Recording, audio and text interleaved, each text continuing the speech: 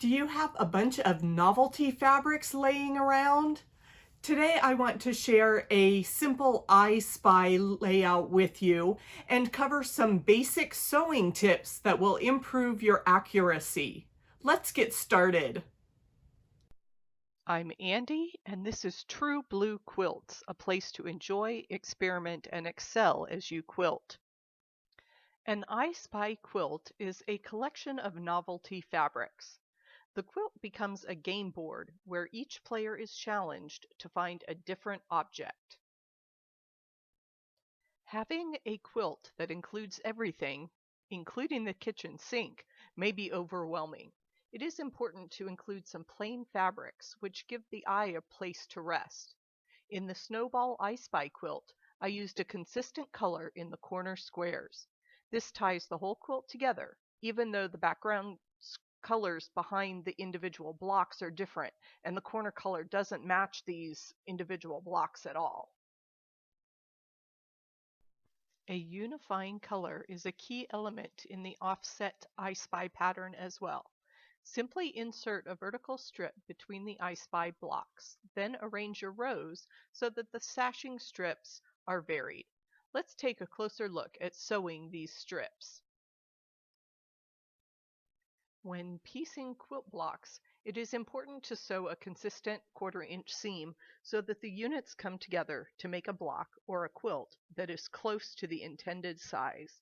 Your sewing machine probably has markings for the 1/4 inch seam, or you can buy a special presser foot that has a guide on it.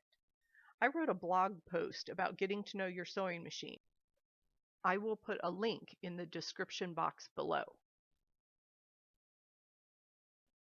Pinning your fabric is another way to ensure the accuracy of your sewing.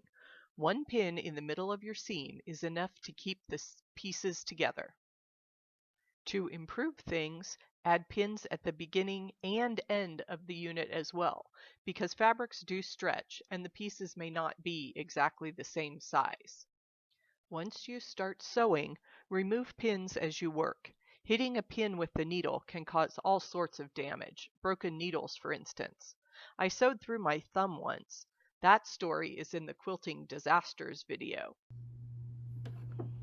If you are not paying attention as you sew your seams, you can end up with some very wonky pieces.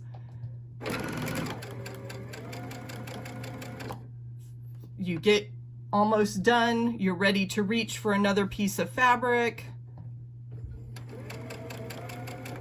and things can go off course. And we end up with that seam that is not straight. We went crooked off the end. So what you want to do is guide your fabric all the way underneath the needle to the very end.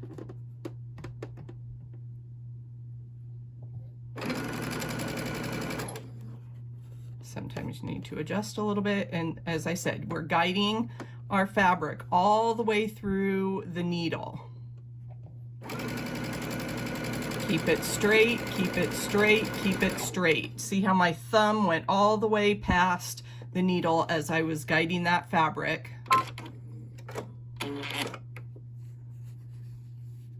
And I have a straight seam at the beginning all the way to the end. We don't want to veer off the edge of our patchwork. Once you have a strip of I Spy squares, you can decide how to sew the rows together. For the offset quilt, the sashing strips create a little bit of a stair-step effect when they are placed catty-corner from each other. To keep those corners sharp, make sure the seams nest. Sewing the rows together, we want to offset these sashing strips. So we're just going to kind of make that staircase a little effect by moving the rows over so that those seams match up and butt against each other. So what we need to do to nest those seams is first press all the fabric towards that sashing strip. So I have done that. The fabric goes towards that sashing strip. Then I get my pieces lined up. I'm going to pin this intersection for demonstration.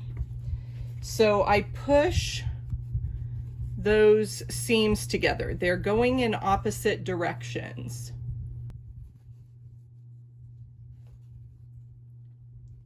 Those seams are going in opposite directions. So then I'm just going to pin along my seam line, and I am ready to sew. You can check the back there to make sure your pin goes over your seam line. I wasn't very accurate there. So let's try that again. And this is all by feel. You'll get the feel of that when those seams are nested right up against each other. And I would go ahead and pin just the intersection. This other seam on that sashing strip doesn't match up to anything, so I don't need to pin that. I just need to pin on the intersection for my row, and then I can start sewing. If you don't want to mess with nesting seams, offset the sashing strips even more and don't worry about matching up those vertical rows. Or add a plain row of sashing between the rows of your I Spy blocks. This means you don't have to match seams at all, and you don't need to collect as many different novelty fabrics, which is a good thing if you have a small stash. If you are interested in purchasing a variety pack of I Spy squares, please check the shop at truebluequilts.com. The offset pattern will include the two layouts I have shown today: the smaller version with 35 charm squares plus sashing rows, or the slightly larger version which has 99 charm squares and vertical sashing pieces. Once you have pieced a child's I Spy quilt, you're ready for bigger and better things. I have tutorials for some of my favorite classic quilt blocks in the playlist below. And don't forget to subscribe to this channel. I have new content for you every week.